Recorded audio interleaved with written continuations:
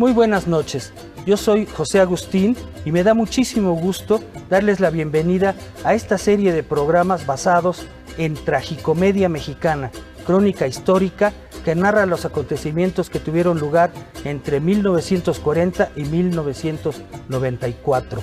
Les vamos a contar lo que se dice, lo que se sabe y lo que de plano se omite.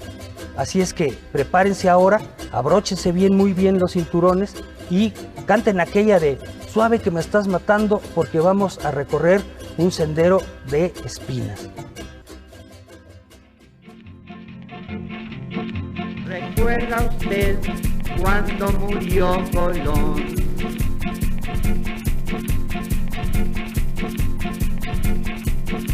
¿Recuerda usted la fecha cuando nació el pelón?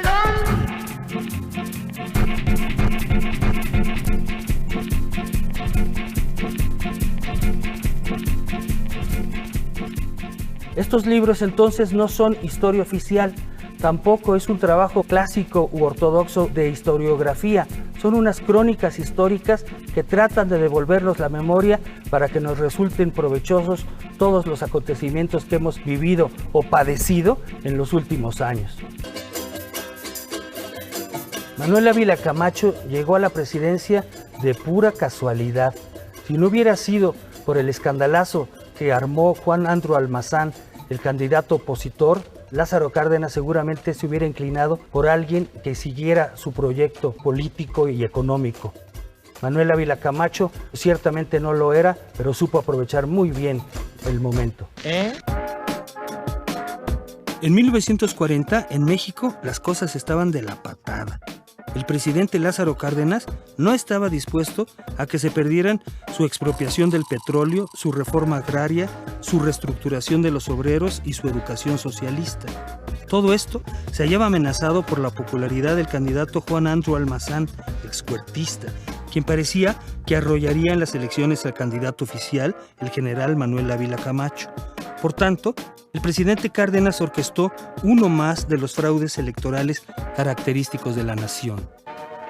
Amparado en el apotegma, en política, la moral es un árbol que da moras, se desató una guerra sucia contra Almazán y el 7 de julio la elección se caracterizó por balaceras, asesinatos, robo de urnas, asaltos a casillas, votos de muertos y lindezas parecidas. ¡Ríndanse, hijos de la chingada! Aquí viene el Huevos de Oro, gritaba a balazos quien después sería jefe de la policía. La votación, que se desbordó ampliamente por Andreu Almazán, al final oficialmente favoreció a Ávila Camacho. Él obtuvo 2,5 millones de votos contra los raquíticos 15,000 adjudicados a la oposición. Una vez presidente, Ávila Camacho se apropió de los proyectos derechistas de Andreu Almazán. Esto implicó contrastarse con Lázaro Cárdenas. Don Manuel se declaró católico, favoreció la moda del anticomunismo y desmanteló la izquierda cardenista de Vicente Lombardo Toledano, especialmente de la CTM, que pasó a ser controlada por el inefable Fidel Velázquez y sus 5 lobitos. También rectificó la educación socialista. La guerra mundial lo favoreció en sus planes de industrializar al país y dio facilidades generosísimas a los empresarios, para entonces ya entusiasmados por la orientación conservadora del llamado presidente Caballero, quien tuvo su hermano incómodo en el atrabancado Maximino Ávila Camacho. Se decía que al desayunar el presidente comía lengua porque su hermano se quedaba con los huevos. Interrumpimos este programa para informar a ustedes que Europa se encuentra en estado de guerra. Ávila Camacho entró con mesura en la Guerra Mundial en 1942. Creó el Instituto Mexicano del Seguro Social, pero propició el auge de la iniciativa privada. También abrió las puertas al capital internacional y empezaron a circular más automóviles estadounidenses y a verse más cine de Hollywood, por lo que se decía: no me la Movietón, porque si se me Paramount, te meto la de 20th Century Fox por la Columbia Pictures. Y de las artistas del El cine mexicano vivía su época de oro, con el Indio Fernández, María Félix, Pedro Armendáriz, Jorge Negrete, Dolores del Río y Cantinflas. En la música popular lo mejor fue Agustín Lara, Lucha Reyes y el gran Cricri o Gabilondo Soler. En la pintura siguió el reinado de los muralistas, pero el abstraccionismo y el figurativismo crecieron de fuerza. La literatura brilló con Octavio Paz y José Revueltas. Los contemporáneos Villaurrutia, Gorostiza y Salvador Novo también destacaron y José Vasconcelos regresó al país. En la música clásica, Silvestre Revueltas y Carlos Chávez fueron los más connotados. El recién creado Partido de Acción Nacional, el PAN, se apuntó con brío para las elecciones de 1943, pero el gobierno le dio lo que quiso, que no fue casi nada, y trató de moderar las pugnas entre el sector obrero y el flamante sector popular, creado por Ávila Camacho, quien siguió impertérrito el desmantelamiento de la reforma agraria para favorecer a la iniciativa privada y se hizo de la vista gorda ante el surgimiento de neolatifundios y grandes cacicazgos como el del célebre Gonzalo N. Santos en San Luis Potosí. El poder de Ávila Camacho lo convirtió a él también en monarca sexenal como su antecesor y sus sucesores. Don Manuel reprimió sin titubeos toda protesta por la carestía y se concentró en la sucesión presidencial. Su hermano Maximino quería ser presidente, pero a la larga no pudo con Miguel Alemán, secretario de Gobernación, ni con Ezequiel Padilla, de Relaciones Exteriores.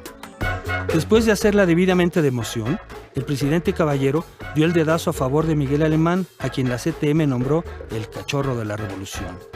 Para facilitarle las cosas y el cambio de orientación, el oficial Partido de la Revolución Mexicana se transformó en Revolucionario Institucional, el afamado PRI.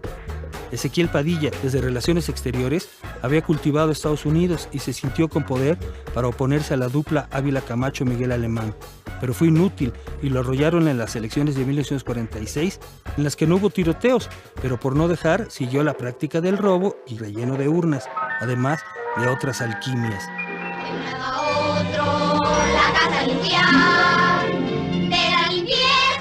El presidente se ufanó de la limpieza electoral, en la que el partido oficial obtuvo el debido carro completo con el regalo de unas cuantas moronas al PAN, y dejó todo listo para que el ratón Miguelito, como le decían Alemán, se encargara de modernizar al país. Manuel Ávila Camacho había pavimentado el camino para las reformas y modernizaciones de Miguel Alemán, que en realidad consistían en ahondar la alineación de México con Estados Unidos y acabar de sepultar a la Revolución Mexicana. Alemán se proclamó civilista porque compuso su gabinete sin militares, característicos de las primeras épocas de la Revolución. Él y los suyos tenían títulos universitarios, además de que eran jóvenes y emprendedores. Eran lo ideal para la modernización a fondo que se proclamaba. Sin embargo, antes de un mes de gestión, el presidente mostró que también tenía mano dura. Los petroleros iniciaron una huelga, pero nunca imaginaron que como respuesta el ejército asaltara las instalaciones petroleras, rescindiera el contrato de los líderes nacionales y seccionales y se mostrara intransitable, lo cual fue aplaudido por los señores del dinero. Para controlar mejor todo tipo de disidencia, creó la Dirección Federal de Seguridad para el Espionaje y el Control de la Población. Ya encarrerado, Alemán acabó de desgraciar la reforma agraria y mediante reformas al artículo 27 abrió paso a los inversionistas privados en el campo, quienes fueron bautizados como agricultores nylon, porque no sabían nada del agro. Esto implicó un debilitamiento de los ejidos, lo cual propició el aumento de la emigración de campesinos hacia Estados Unidos, donde les llamaron espaldas mojadas. Y a partir de entonces se inició un éxodo interminable de campesinos mexicanos hacia el país del norte, que los discriminó y reprimió. También se generaron incontables protestas campesinas a lo largo del sexenio.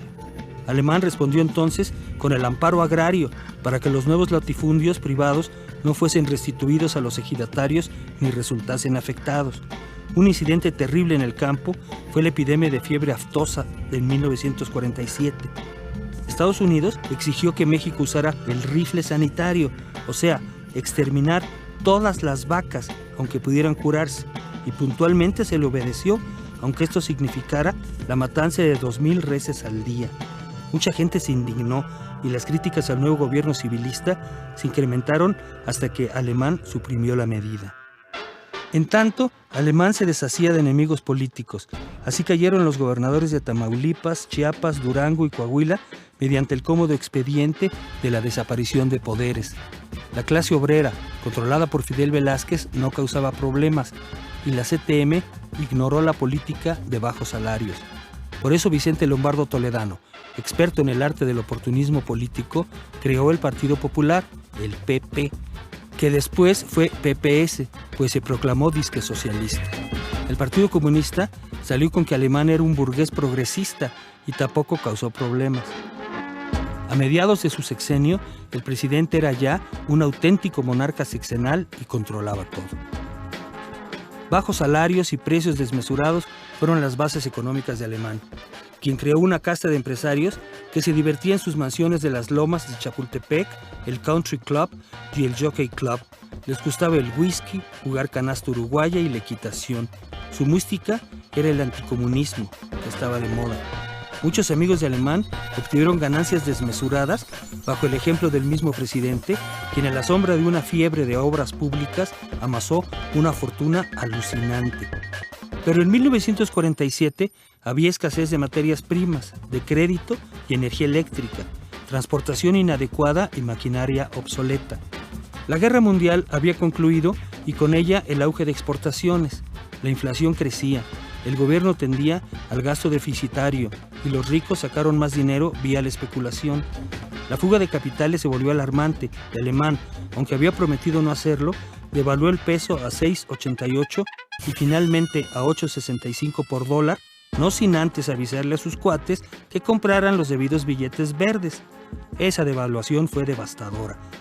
Se vio entonces una industrialización anárquica y obras públicas que resultaban pura especulación y despilfarro.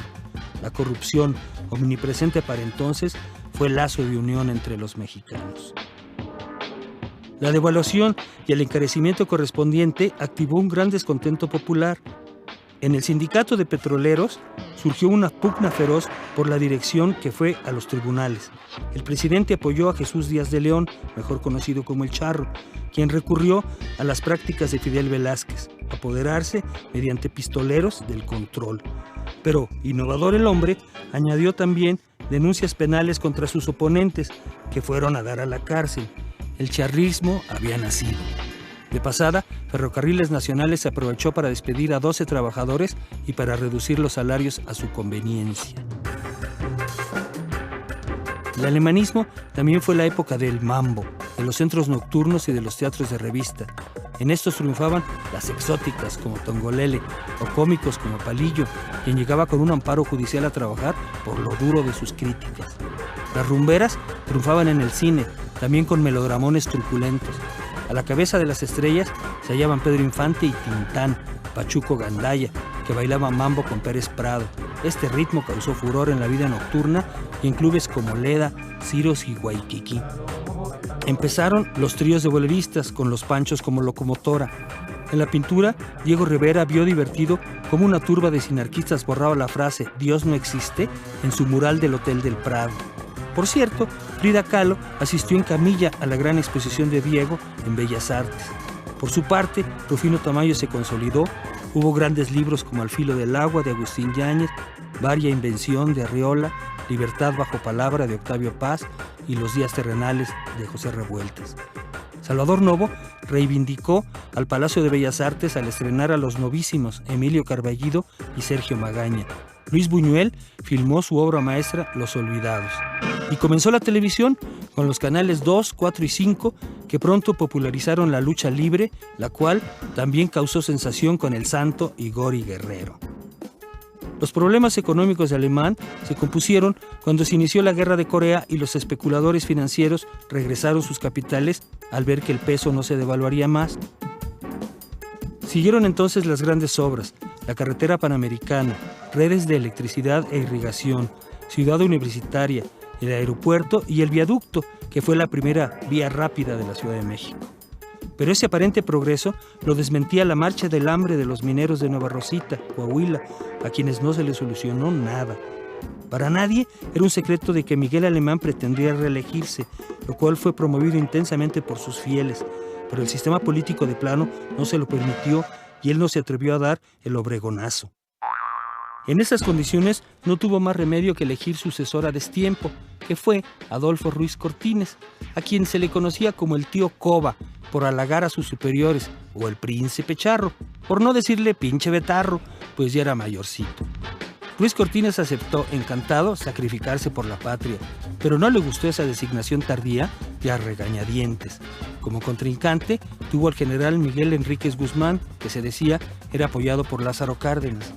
Don Miguel tuvo que escindirse del PRI y formó la Federación de Partidos del Pueblo, o FPF, y su candidatura molestó mucho al régimen, pues reflejaba la profunda molestia del pueblo y de la izquierda.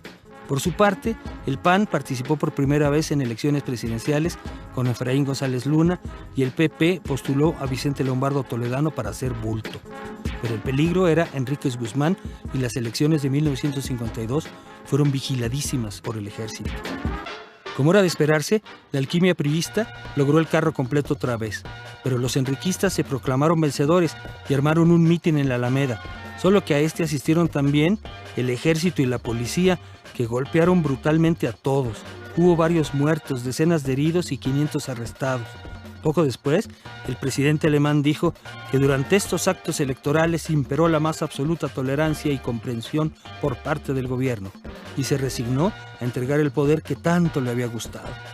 Para entonces, su impopularidad era manifiesta y sinónimo de corrupción. Así como favorecía y consentía a los empresarios en negocios que usualmente rebasaban la legalidad, Miguel Alemán no se tentó el corazón para aplastar a quienes manifestaban sus ideas.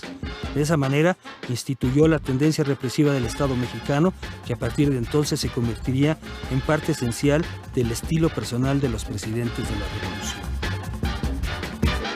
La corrupción es una herida profunda en el país, proclamó Adolfo Ruiz Cortines en su toma de posesión. El mensaje iba dirigido, claro, a Miguel Alemán, quien a partir de ahí, un tiempo, no sintió lo duro sino lo tupido. El nuevo mandatario no paró hasta cancelarle toda posibilidad de injerencia política. Implícitamente lo acusó de ladrón y anunció una moralización implacable que significaba una política de austeridad. Creó la CEMSA para evitar que se especulara con la distribución de los bienes. Suspendió el aparatoso programa de obras públicas y prohibió hasta los Cadillacs de lujo. Su guerra contra Miguel Alemán siguió con la desaparición de poderes en Guerrero y Yucatán, donde los gobernadores eran fieles alemanistas. Por tanto, el ratón Miguelito mejor se tomó unas largas vacaciones en Europa. Así, Ruiz Cortines pudo consolidar su poder absoluto y para ello le dio calambres a la CTM con la creación de otra central obrera, la CROC, la disque Confederación Revolucionaria de Obreros y Campesinos. Su gran sorpresa fue conceder derechos políticos a las mujeres. El contraste con Alemán, la ley antimonopolios, la vigilancia de los precios y la política de austeridad motivaron la desconfianza de la iniciativa privada, que perdieron jugosos negocios con el cese de las obras públicas. Por tanto, iniciaron una nueva fuga de capitales. Esto preocupó seriamente a Ruiz Cortines, quien se dio cuenta de que se le pasaba la mano y a partir de entonces se sacó de la manga el desarrollo estabilizador, que consistía en moderación en el gasto público, bajos salarios, búsqueda de créditos exteriores y estabilidad de precios y de la moneda. Ruiz Cortines dio seguridades a Estados Unidos de que era confiable y flexible. Para parar la fuga de capitales, se procedió una nueva devaluación que engordara aún más a los empresarios y financieros. El peso se cotizó entonces a 12.50 por dólar. También reinició el gasto público y las exportaciones empezaron a crecer. Se reinició el crecimiento económico y tanto el gobierno como la iniciativa privada quedaron muy contentos. Todo volvió a la normalidad. El pueblo se jodía y los ricos engordaban, como desde 1940. Aunque el desarrollo estabilizador contuvo un poco los aumentos de precios, crecieron las protestas por la carestía y aumentó el flujo de braceros a Estados Unidos. Y a pesar del apoyo de miles de mexicanos al presidente Jacobo Arbenz de Guatemala, que fue derrocado por maniobras estadounidenses, el gobierno mexicano pudo controlar la situación a través de una intensa campaña mediática contra los comunistas. Ruiz Cortines consolidó su poder y la gente se acostumbró a su corbatita de moño y a su chochez. El trabajo fecundo y creador era su eslogan. Pero el chiste en boga era que el presidente se metía una mano en la bolsa, que tenía un gran hoyo, y de esa forma se tocaba los testículos sin saberlo. ¿Pasitas? Se preguntaba, ¿cuándo compré pasitas? Como respuesta a la vida nocturna alemanista, en el gobierno de Ruiz Cortines, el regente de la Ciudad de México, Ernesto Uruchurtu, desató sus afanes puritanos. Cerró los clubes nocturnos a la 1 de la mañana y propició la censura para afirmar el machismo, sexismo, clasismo y racismo. El peor insulto era ser llamado indio. Al pobre se le enseñaba a respetar y obedecer al rico. Las mujeres debían someterse a los hombres. El sexo era terrible pecado. Quizá por eso, en el cine se iniciaron los desnudos artísticos y en toda peluquería se veían las revistas, pudibundamente porno, Bea y Vodevil.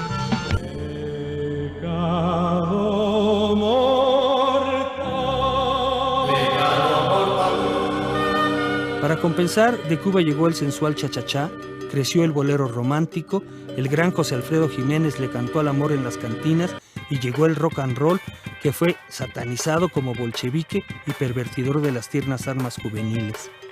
Con él llegaron los rebeldes sin causa, las pandillas juveniles y la brecha generacional. A mediados del siglo, todo había cambiado. Ya no se usaban sombreros, la gente no cargaba pistolas, salvo en las canciones del Piporro, los trajes ya no eran cruzados y las faldas de las mujeres habían llegado a la rodilla. Además, se publicaron librazos de Arriola, Confabulario, de Juan Rulfo, Pedro Páramo, y debutó Carlos Fuentes como rotilante rumbero que leía y copiaba los recursos de la nueva novela de los franceses. Tuvimos los libros de Borges, Onetti y Carpentier. Y la tele, con sus telenovelas, había llegado para quedarse, a través del monopolio Telesistema Mexicano, después Televisa. Los éxitos del desarrollo estabilizador fueron desmentidos con los problemas sociales del fin de sexenio. Primero fueron los estudiantes del Instituto Politécnico Nacional, que fueron a la huelga y resultaron aplastados por la represión. Después, los campesinos de Sinaloa, exasperados por la falta de apoyos, invadieron latifundios y en la laguna se practicaron invasiones relámpago que se extendieron a otros estados. El gobierno arrestó entonces al líder Jacinto López. Más tarde vino la rebelión de los maestros, comandados por Otón Salazar, que fueron acusados de comunistas cardenistas. En 1958 se organizó una gran manifestación de maestros que incluyó además a telegrafistas y petroleros. La represión fue brutal y los maestros declararon la huelga y el gobierno trató de calmarlos con promesas de aumento de sueldo. Pero el movimiento obrero más fuerte fue el de los ferrocarrileros, encabezados por Demetrio Vallejo, quienes fueron a la huelga fastidiados por su sindicato charro y las pésimas condiciones de trabajo. Esta huelga organizó diversas movilizaciones y grandes manifestaciones que conmocionaron al país. Ruiz Cortines ya no quiso recurrir a la represión porque se hallaba en pleno proceso sucesorio y ante las elecciones de 1958. El viejito de las pasitas cubrió muy bien a su elegido, Adolfo López Mateos, y de ahí se inició la costumbre de llamar el tapado al próximo presidente. Ruiz Cortines controló muy bien el sistema y por primera vez ya no hubo opositores escindidos, como Ezequiel Padilla y Enríquez Guzmán en los sexenios anteriores. Pero si bien se disciplinó a los priistas, los ferrocarrileros siguieron en plan de lucha con paros escalonados y acumulativos. Las elecciones fueron un éxito absoluto para los priistas, otro carro completo, por lo que el gobierno se enfrentó de lleno a los obreros rebeldes, negó el registro de la Alianza de Telegrafistas, allanó las oficinas del Partido Comunista y encarceló a partidarios de Demetrio Vallejo y Otón Salazar. Una inmensa manifestación de maestros fue reprimida salvajemente en septiembre de 1958 y a Otón Salazar se le encarceló en Lecumberri. Por otra parte, se empezó a acercar a los ferrocarrileros mientras entablaban negociaciones. Vallejo siguió con los paros y como lo apoyaron grandes manifestaciones de estudiantes, el gobierno cedió momentáneamente y se preparó para enfrentar a los ferrocarrileros una vez que hubiese cambiado el gobierno. Tan pronto Adolfo López Mateos tomó el poder, el líder ferrocarrilero Demetrio Vallejo pidió un aumento salarial y como se le negó, emplazó a huelga y además presentó un plan para reestructurar ferrocarriles mexicanos. La huelga fue declarada inexistente, pero un día después se concedió un aumento del 16% y de servicios médicos. Era una victoria más insólita de Vallejo, pero cuando todo parecía arreglado, por un error no se incluyó a 3 empresas ferroviarias menores, que también fueron emplazadas a huelga. López Mateos procedió entonces a reprimir fuerte y fulminantemente. Vallejo y Valentín Campa fueron arrestados y la policía y el ejército ocuparon todas las instalaciones. Con este ominoso mensaje bajaron de volumen las numerosas protestas obreras que abarcaban ya a maestros, tranviarios, mineros, electricistas, telegrafistas, telefonistas y campesinos. Así, López Mateos consolidó su poder presidencial y para evitar nuevas invasiones de predios, reinició las reparticiones de tierras, casi suspendidas para entonces. En menos de 2 años, cedió 3 millones de hectáreas. Sin embargo, no logró parar la miseria en el agro ni el aumento de espaldas mojadas. Pronto, López Mateos inició la costumbre de que los presidentes se orearan visitando otros países. Viajó por Estados Unidos, América del Sur, el Caribe, Europa, Japón, Indonesia, Filipinas, Yugoslavia y Egipto. Por ese gustito se le empezó a decir López Paseos. Además, como al presidente le gustaban las mujeres, se decía que cada mañana le preguntaba a su secretario particular: ¿hoy qué me toca, viajes o viejas? Sin embargo, en sus andanzas no todo salió bien. En una de las primeras giras por Sudamérica, el aguerrido muralista David Alfaro Siqueiros lo precedió y lo acusó de traición a la patria por el terrible aplastamiento de obreros con que comenzó su sexenio. López Mateos no aguantó esas denuncias y a fines de 1960 mandó encarcelar a Siqueiros acusado de disolución social y lo añadió a la ya abultada lista de presos políticos. Para compensar las críticas internacionales por la prisión de Siqueiros, el presidente quiso mostrar su espíritu popular y con chirimías y teponaztles anunció la nacionalización o mexicanización de la luz eléctrica a través de la compra de la Mex Light y la American Foreign Power. Otra obra muy publicitada fue la creación, para apapachar a la burocracia, del Instituto de Seguridad y Servicios Sociales de los Trabajadores del Estado, o ISSSTE. López Mateos también erigió grandes multifamiliares como el de Nonualco-Tlatelolco y transformó a la vieja CEIMSA en CONASUPO, o Compañía Nacional de Subsistencias Populares. Por tanto, el presidente del PRI, Corona del Rosal, definió a la administración López Mateísta como de atinada izquierda y el mandatario agregó: mi gobierno es de extrema izquierda dentro de la Constitución. Esto no le gustó a la iniciativa privada. La economía y su desarrollo estabilizador no se habían modificado, como se dejó ver al ratificar a Antonio Ortiz Mena en la Secretaría de Hacienda, y el gasto público se reinició desde mediados de 1959. Pero a pesar del claro apoyo al gran capital, este inició una briosa campaña contra los libros de texto gratuito y fomentó un rabioso anticomunismo. En Puebla, la oligarquía regional organizó una manifestación de más de 100,000 gentes contra las autoridades comunistas de la Universidad Poblana, y a escala nacional se inició la campaña Cristianismo sí, comunismo no. Los empresarios restringieron las inversiones y sacaron su capital a Estados Unidos. Entonces, para curar la desconfianza, el gobierno reprimió las masivas manifestaciones en protesta por la invasión estadounidense de Bahía de Cochinos. Se asesinó al líder agrario Rubén Jaramillo en 1962 y el ejército combatió tenazmente la recién nacida guerrilla de Genaro Vázquez en Guerrero. Con eso, el poder económico se dio por satisfecho. Todo volvió a la normalidad y se recuperaron las altas tasas de crecimiento que empezaron a ser llamadas el milagro mexicano. Parte de este portento fue crear una ilusión de democracia con los diputados plurinominales para que los partidetes PAN, PPS, PARM tuviesen siquiera una enclenque participación en el Congreso, ya que el PRI siempre arrasaba en las elecciones y no dejaba casi nada a la supuesta oposición. En 1963 llegó la sucesión presidencial y López Mateos eligió al secretario de Gobernación, Gustavito Díaz Ordaz, y el simiesco elegido compitió contra González Torres, postulado por el PAN. El Partido Comunista Mexicano, fuera de la ley, por no dejar, lanzó a Ramón Danzós Palomino y corroboró su inexistencia histórica. En las elecciones de 1964 no hubo incómodos disidentes, conflictos sindicales, problemas económicos, caprichos empresariales, y a pesar del amplio margen de abstención, Díaz Ordaz ganó sin problemas. Cuando Díaz Ordaz tomó el poder, todo parecía perfecto en el sistema político mexicano. El crecimiento seguía gracias al desarrollo estabilizador. La clase política había aprendido a disciplinarse y a hacer cola para que la revolución les hiciera justicia. Obreros y campesinos estaban controlados a través del corporativismo y los caciques. Los ricos sabían que el nuevo mandatario estaba hecho a su medida y Estados Unidos toleraba condescendientemente a su folclórico y autoritario vecino. El gobierno se ufanaba de la democracia, había libertad y respeto a los derechos humanos. México había encontrado un sistema único en el mundo. Por eso no extrañó que nuestro país fuera elegido como sede de las Olimpiadas de 1968.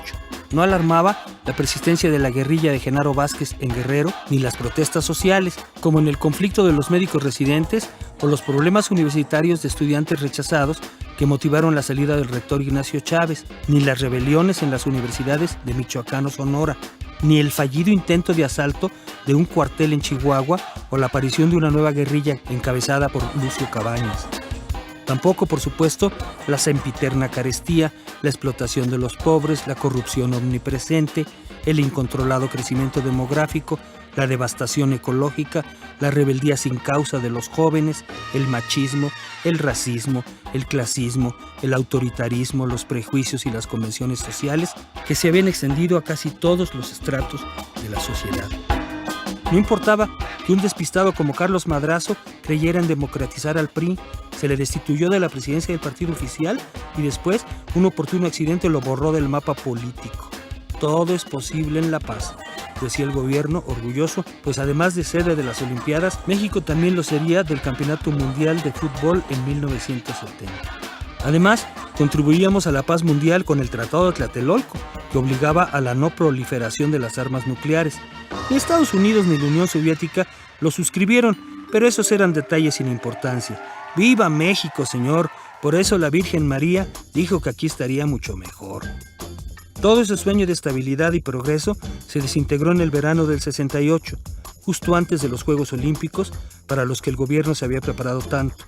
Un pleito de preparatorianos como cualquier otro fue disuelto por la policía con una ferocidad desmesurada. Los estudiantes se manifestaron para protestar, pero las autoridades recurrieron, como era usual, a una nueva represión.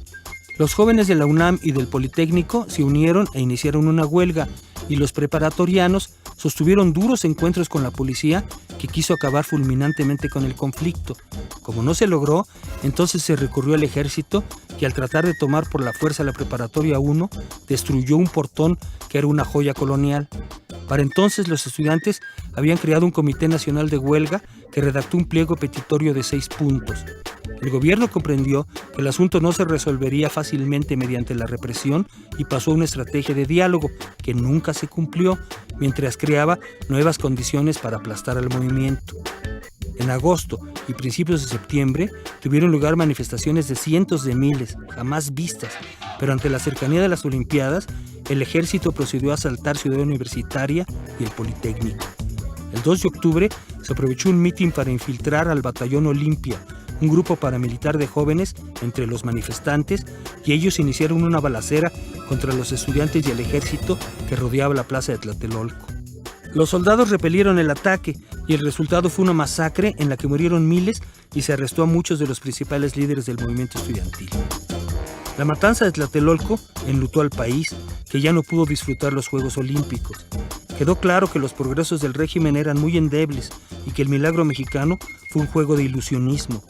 El sistema mostró su verdadero rostro autoritario y quedó clara la urgencia de una democracia auténtica y ya no simulada. Se requerían cambios muy profundos para reencauzar a un país que había perdido su camino.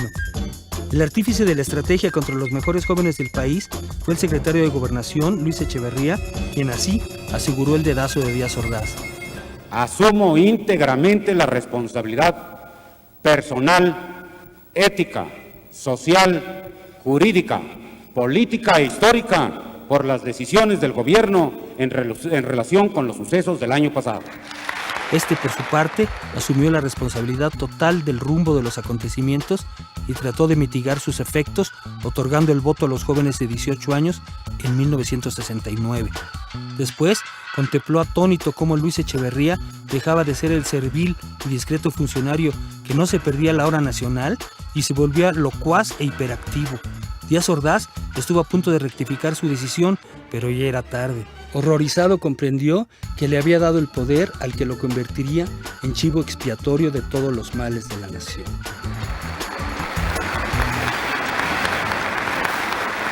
Gracias, señor. Muchas gracias. Gracias. Ya presidente, Luis Echeverría anunció que enmendaría los errores de los emisarios del pasado, que no era un grupo retro de rock, sino los políticos diazordacistas. El expresidente no daba crédito a lo que sucedía y se cuenta que todas las mañanas, al rasurarse, don Gustavito se veía en el espejo y se daba de bofetadas mientras se decía «pendejo, pendejo», por haber elegido Echeverría. Este, por su parte, se había metamorfoseado y parecía lleno de vida, con una energía inagotable. El operador del aplastamiento del movimiento estudiantil 2 años después no dudaba en lucrar al máximo con el 68. Él era el presidente de los jóvenes.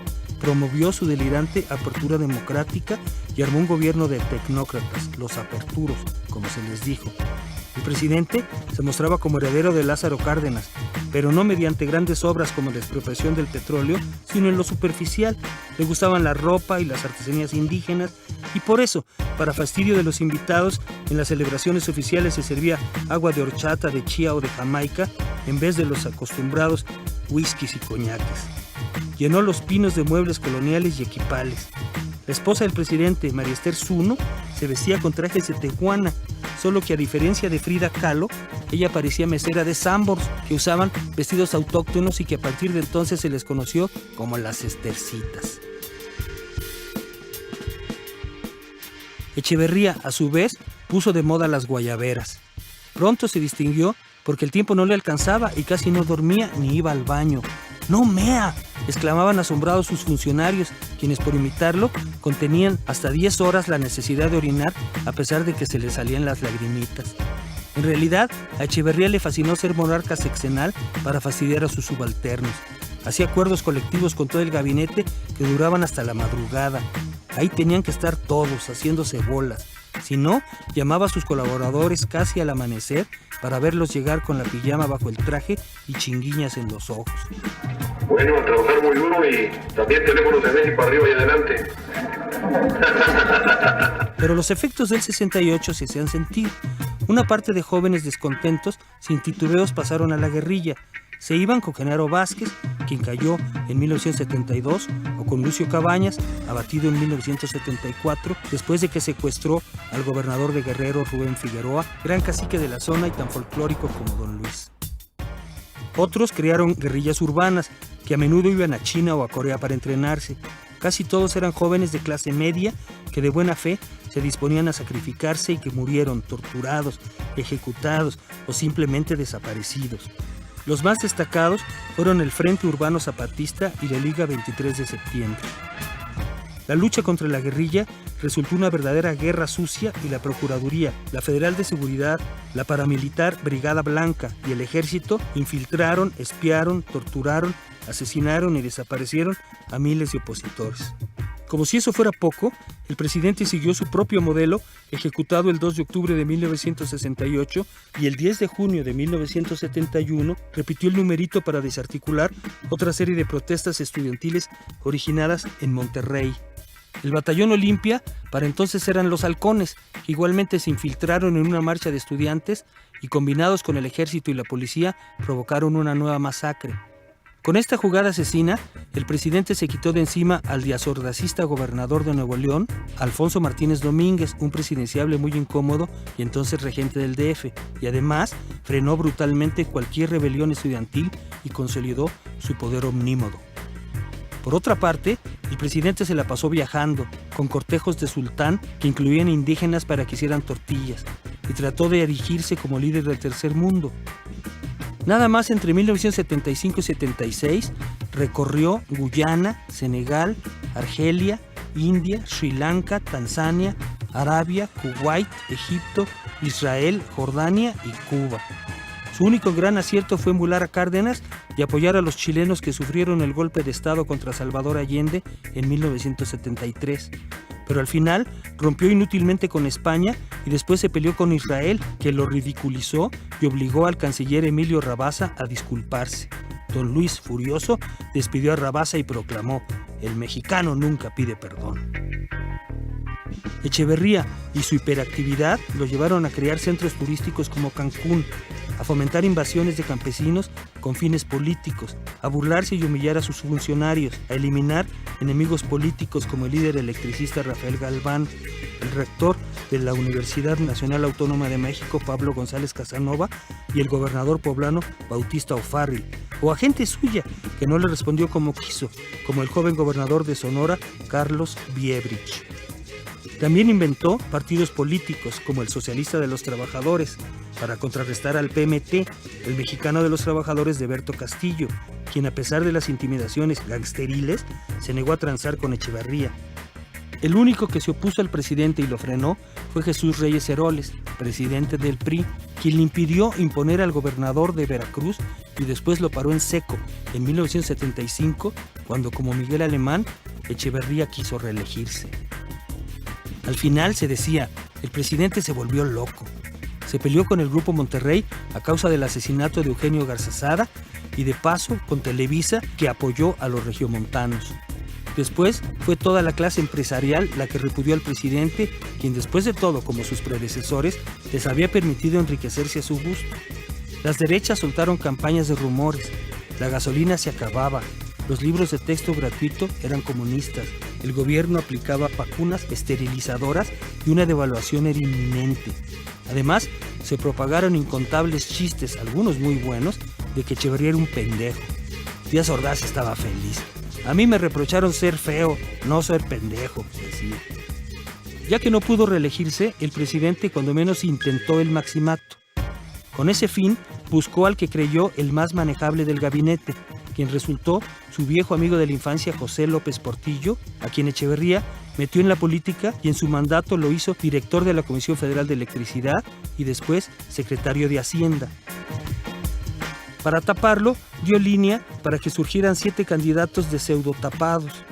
Después tuvo que madrugar a Reyes Heroles, presidente del PRI, para destapar a López Portillo, a quien entonces se le fue encima la famosa cargada y el besamanos. El candidato del PRI esa vez ya no tuvo competencia, pues el PPS y el PARM se adhirieron a su candidatura y el PAN dirimía serios conflictos internos tan severos que no pudo postular candidato. Echeverría gobernó hasta el último minuto para desvanecer la tensión que naturalmente se centraba en el próximo presidente.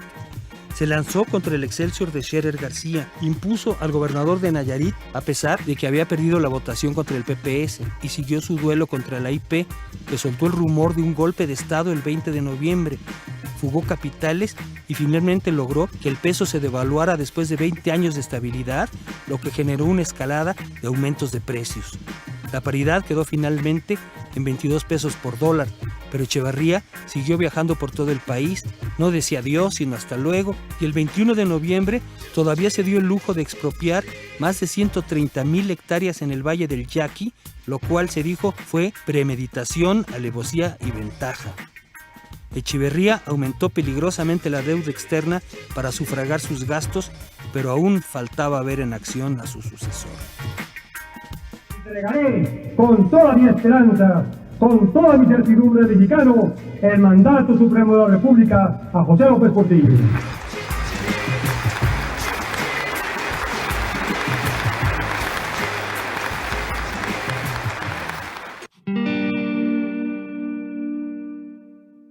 José López Portillo se presentaba como un hombre de muchos talentos.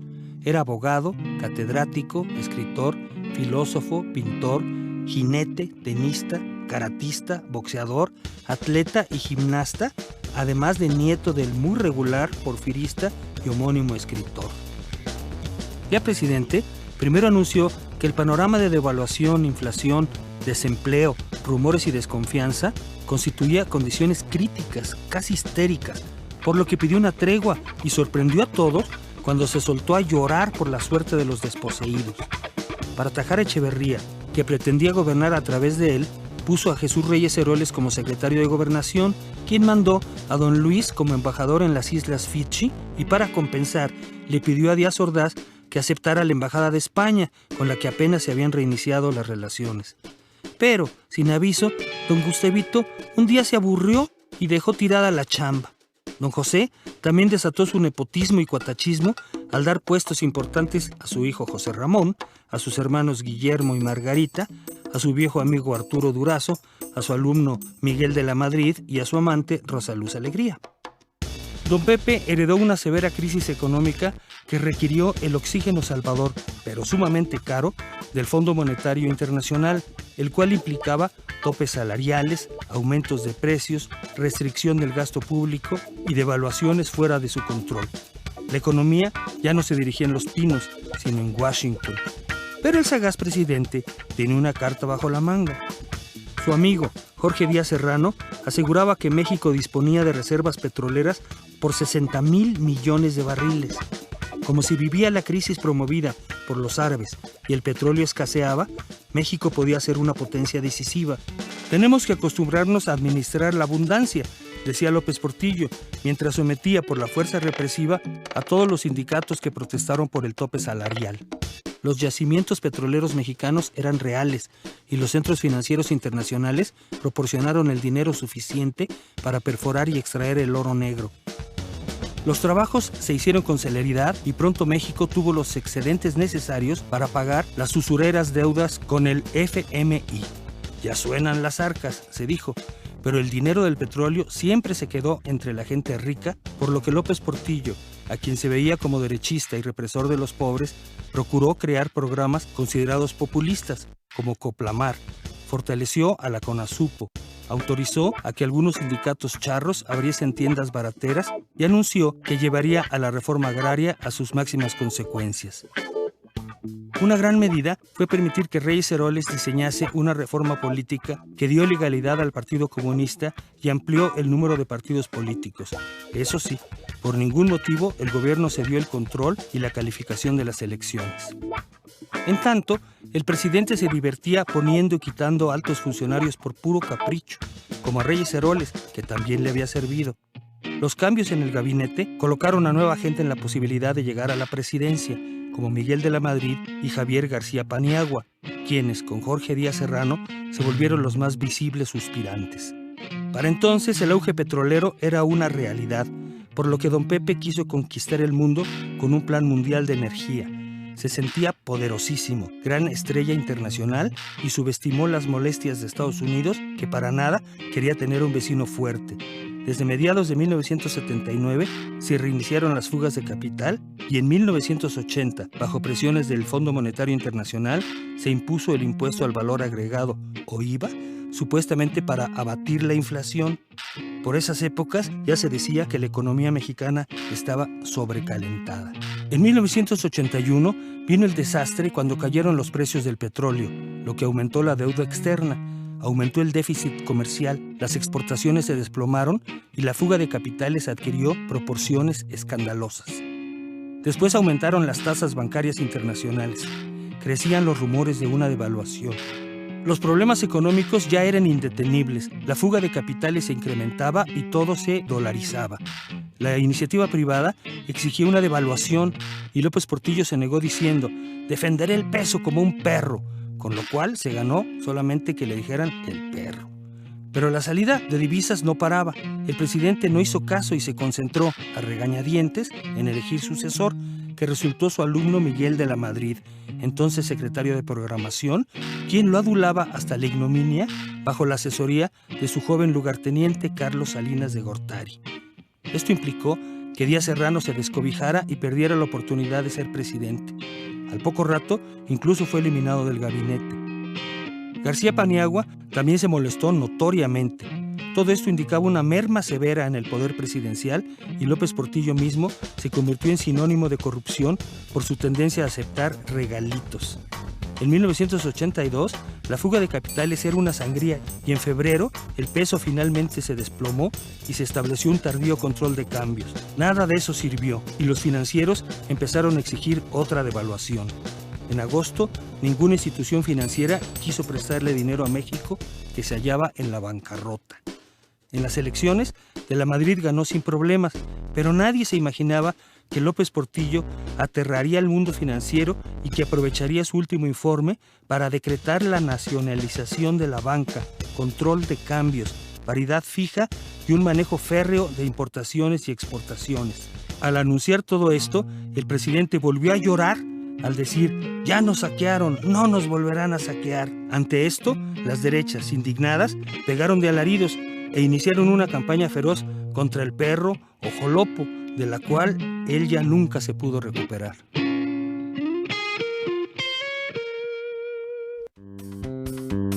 En diciembre de 1982, México parecía hallarse en uno de los peores momentos de su historia.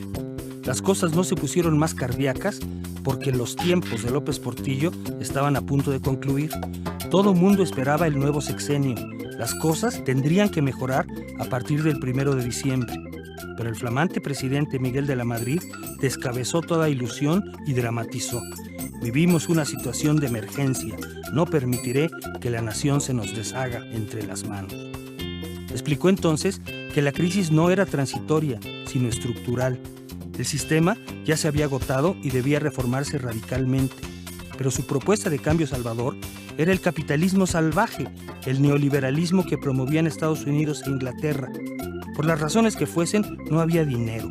El Fondo Monetario Internacional entró al rescate de nuevo con un crédito, pero impuso condiciones draconianas. Para empezar, una devaluación de 70 a 150 pesos por dólar, aumentos despiadados de los precios, cese de miles de trabajadores y salarios congelados para los que conservaron la chamba.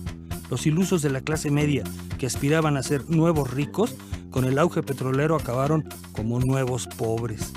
Se dijo entonces que de la Madrid nos trajo el paraíso del consumismo, todos con su mismo traje, con su mismo par de zapatos y con su mismo chón.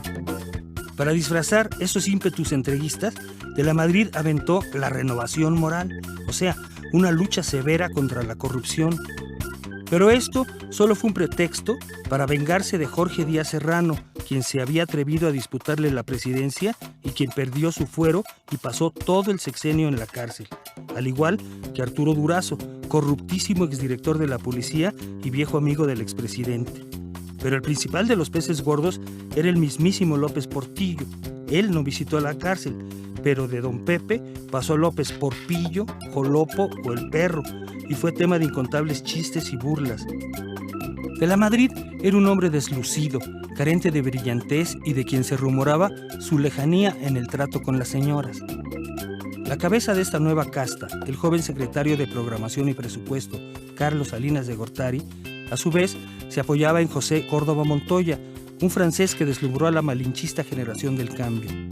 Buena parte del sistema comprendió que esta nueva banda se había saltado todas las trancas y estaba a punto de tomar control del régimen. Entre ellos se hallaba, muy combativo, Joaquín Hernández Galicia, líder de los petroleros conocido como La Quina. Otros descontentos fueron Cuauhtémoc Cárdenas, gobernador de Michoacán, y Porfirio Muñoz Ledo, representante en la ONU. Ellos eran una oposición real y fuerte a la familia feliz, a diferencia de la izquierda, que nomás no la hacía, a pesar de que se formó el PSUM, el Socialista Unificado, que venía del viejo Partido Comunista. Al Partido Mexicano de los Trabajadores, o PMT, lo comandaban Eberto Castillo y Demetrio Vallejo, pero los dos acabaron peleándose. Al PAN, en cambio, tras sortear su crisis interna, lo favoreció la impopularidad del gobierno y empezó a cachar votos suficientes para ganar las alcaldías de ciudades importantes de Chihuahua, Guanajuato y Durango. Esto preocupó seriamente al gobierno, que mediante la vieja alquimia electoral le robó al PAN la gubernatura de Baja California y las alcaldías de Matamoros, Culiacán y Puebla. En todo momento, Miguel de la Madrid aseguraba que hacía lo correcto. La economía no crecía, la devaluación aumentaba y una despiadada pobreza avanzaba con las correspondientes protestas sociales, por lo que en el 1 de mayo alguien tiró una bomba molotov al balcón presidencial. Como México se apuntó para sede del Campeonato Mundial de 1986, la gente gritaba: "No queremos goles, queremos frijoles". Pero el secretario de Programación, Carlos Salinas, no paraba de recortar el gasto público, por lo que empezaron a decirle Salinas Recortari. De la Madrid contuvo un poco la ferocidad gringa con la participación en el grupo Contadora, que apoyaba a la revolución nicaragüense. Pero Estados Unidos desplegó su poder cuando los narcotraficantes, que crecían sin control, asesinaron a Enrique Camarena, un agente de la DEA. Para entonces, la delincuencia, el subempleo y la drogadicción aumentaban alarmantemente y Estados Unidos pintaba a México como un desorden ingobernable. Para colmo, el afamado columnista Manuel Buendía fue ejecutado quizá para desalentar la libertad de expresión que se ejercitaba cada vez más a pesar de los intentos gubernamentales por no perder el control de los medios. En septiembre de 1985 tuvo lugar el terremoto más devastador de la historia del país. Hubo miles de muertos y damnificados, además de que se desplomaron muchos edificios de la Ciudad de México, que fue declarada zona de desastre. Pero el gobierno de la Madrid se vio insensible e inepto, por lo que la ciudadanía chilanga reaccionó con fuerza y se encargó del rescate mientras los soldados llegaban con metralletas en vez de picos y palas. Esta manifestó su repudio a las autoridades durante el Campeonato Mundial de Fútbol en 1986, cuando decenas de miles le gritaron ¡culero! Al presidente. El fútbol distrajo a la gente, pero la escasez de dinero alarmaba y la deuda crecía. Además, los problemas políticos se agudizaron cuando el PRI llevó a cabo un fraude patriótico para impedir que el PAN se quedara con la gubernatura de Chihuahua. Los panistas recurrieron a la resistencia civil, pero no obtuvieron nada. Así llegó la sucesión presidencial. De la Madrid había elegido a Carlos Salinas de Gortari y quiso taparlo con otros 8 distinguidos priistas como precandidatos. Pero nadie se tragó el cuento, en especial Cuauhtémoc Cárdenas y Porfirio Muñoz Ledo, quienes formaron una corriente democrática hasta que fueron expulsados del partido oficial y formaron entonces el Frente Democrático Nacional, compuesto por el viejo PARM, el PPS, el PST, el PSD y al final el PMT de Berto Castillo, quien cedió su candidatura a Cárdenas. El PAN postuló al empresario Manuel Cloutier, pero el PRI estaba seguro de ganar por las buenas o por las malas.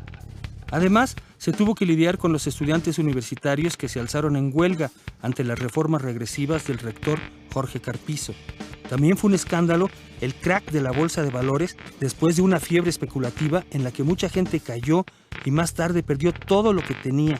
Además de las compras masivas de dólares, hicieron que el peso se devaluara en otro 30%. En las campañas presidenciales, el gobierno advirtió demasiado tarde que la candidatura de Cuauhtémoc Cárdenas se robustecía.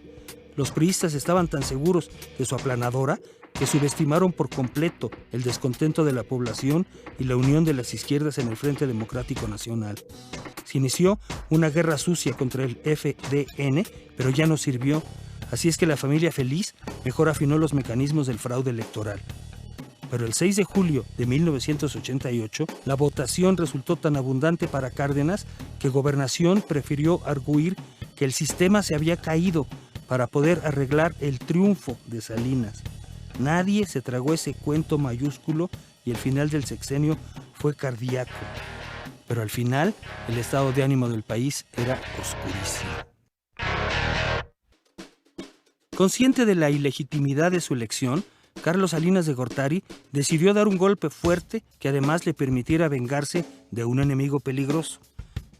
Empezando enero de 1989, el ejército y la policía asaltaron la casa del cacique petrolero Joaquín Hernández, La Quina, que entre otras cosas había publicado el pasquín Un asesino en la silla, en el que denunciaba la muerte de una sirvienta a manos del niñito Carlitos Salinas de Gortari. La Quina fue a dar a la cárcel y no salió hasta avanzado el siguiente sexenio. Para compensar, también se arrestó al financiero Eduardo Legorreta, solo que él fue liberado al poco tiempo. Después, Salinas eliminó a Carlos Jongitud, el líder caciquil del sindicato de maestros, y en su lugar puso a Elbester Gordillo. Una vez más, un cacique corrupto era removido desde arriba, pero en vez de impulsar la democracia interna de los sindicatos, el presidente impuso a otro líder tan dúctil como el anterior. Un nuevo golpe mediático de Salinas fue la renegociación de la deuda externa. Solo con la finta de una suspensión de pagos, logró un nuevo crédito de $2,000 millones. Como la supuesta renegociación en la práctica no fue nada, Salinas propuso a Estados Unidos un tratado de libre comercio. Los gringos felices aceptaron en el acto y dijeron que desde la compra de Luisiana y Alaska no había habido algo tan ventajoso para ellos. Ya picado, Salinas le dio duro a las privatizaciones y en 1993 de las 1.115 empresas estatales quedaban 213. Además, como en el caso de la compañía minera de Cananea, el gobierno sometía a obreros por la fuerza, después declaraba la quiebra, se limpiaban las deudas y después las empresas se vendían a precios irrisorios. Las quiebras instantáneas siguieron con Mexicana de Aviación, la compañía minera del Monte y, por supuesto, Teléfonos de México, que casi fue regalado a Carlos Slim, quien con eso llegaría a ser uno de los hombres más ricos del mundo. Luego vino la banca, y 18 bancos saneados y baratísimos se vendieron en paquetes entre 1991 y 1992. En los sexenios siguientes, los nuevos dueños a su vez vendieron los bancos a grandes grupos extranjeros. En el frenesí privatizador no se salvaron Altos Hornos de México, Dina, Tabamex, Ingenios Azucareros y la televisión estatal, que cedió al mueblero Ricardo Salinas Pliego, quien incluso recibió dinero de Raúl, el hermano incómodo del presidente, para poder comprar lo que después fue Televisión Azteca. Otra medida de Salinas, apoyada por los medios, fue el Programa Nacional de Solidaridad, o PRONASOL, que le sirvió para infinitas operaciones políticas, electoreras, económicas y para comprar al que se dejara. El PRONASOL se fortaleció tanto que se creyó que era la base de un nuevo partido político que sustituiría al PRI. Políticamente, Salinas se concentró en combatir con todas sus mañas al recién creado PRD, Partido de la Revolución Democrática, cuya cabeza era Cuauhtémoc Cárdenas. Ni los veo ni los oigo, decía Salinas. Con el PAN todo fue distinto. Se le reconocieron triunfos en Baja California, Guanajuato y Yucatán. El PAN apoyó la disquerreforma electoral de 1989, que volvió a dejar el control y calificación de las elecciones en manos del gobierno. Y por eso, en las elecciones intermedias, el PRI, cínica e impunemente, volvió al carro completo. En las elecciones de la gubernatura de Guanajuato, Salinas inauguró las concertasesiones, en las que el voto no contaba nada porque se imponían los acuerdos en lo oscurito entre el PRI y el PAN. Con un poder enorme, Salinas hizo entonces lo que se le dio la gana, como las reformas al artículo 130 para establecer relaciones con el Vaticano y dar sitio político a la curia católica. También reformó el artículo 27 para privatizar el campo a través del desmantelamiento de los ejidos. Esto, naturalmente, hizo que aumentara el flujo de migrantes a Estados Unidos. Pero para entonces, Salinas contaba con el apoyo de toda la oligarquía y gran parte de la clase media. En Estados Unidos lo adoraban, y en el resto del mundo se le veía como un joven reformador que buscaba, como en Rusia, una perestroika con glasnost, o sea, una reforma democrática con transparencia. Pero en México no había ni una ni otra. En la terca realidad, eso sí, el narcotráfico había crecido espectacularmente y los cárteles mexicanos de Tijuana, Sinaloa y el Golfo rivalizaban ya con los colombianos. Altas esferas del gobierno los arropaban. Pero eso se minimizaba y Salinas, con tanto poder, cometió el error de Miguel Alemán y Luis Echeverría y quiso reelegirse. Él tampoco pudo, con lo que empezó a divertirse con el juego del tapado, en el cual Luis Donaldo Colosio y Manuel Camacho Solís eran los más fuertes suspirantes. Pero las cosas se empezaron a descomponer en 1993, cuando el cardenal Juan José Posadas murió en medio de narcotraficantes. Nadie creyó la explicación Nintendo que por televisión dio el Procurador de Justicia. Y empezando 1994, cuando se iniciaba oficialmente el TLC, vino el alzamiento del Ejército Zapatista, EZLN, de indígenas chiapanecos, cuyo líder indiscutible resultó poco después el subcomandante Marcos, con su capucha, pipa, gran humor y capacidad para versificar, quien se volvió gran celebridad internacional. En un principio, Salinas quiso aplastar la rebelión indígena, pero pronto cambió de táctica y decidió aprovechar las circunstancias para meterle calambres a Luis Donaldo Colosio, ya ungido como candidato del PRI, con las negociaciones en Chiapas que encargó a Manuel Camacho. Así fue que, además de la preocupante rebelión indígena, ahora resultaba que ni siquiera el candidato Colosio estaba seguro. No se hagan bolas, decía Salinas muerto de la risa. Pero lo real fue que a fines de marzo, Luis Donaldo Colosio fue asesinado en Baja California. El gran asesor de Salinas, José Córdoba, había preparado ya a Ernesto Zedillo como alterno y en efecto él, aturdido e impreparado, fue el nuevo candidato del PRI. Las negociaciones con Marcos y el EZLN se habían estancado y en julio vinieron las elecciones en las que Cuauhtémoc Cárdenas fue el gran perdedor.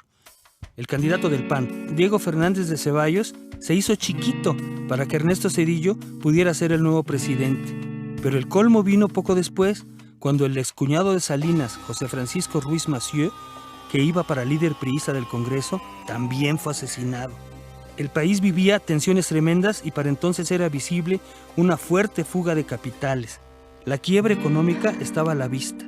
Salinas se negó a devaluar la moneda y poco después de que a regañadientes entregó el poder, en diciembre de 1994 ocurrió una de las más terribles crisis económicas que ha vivido este pobre país.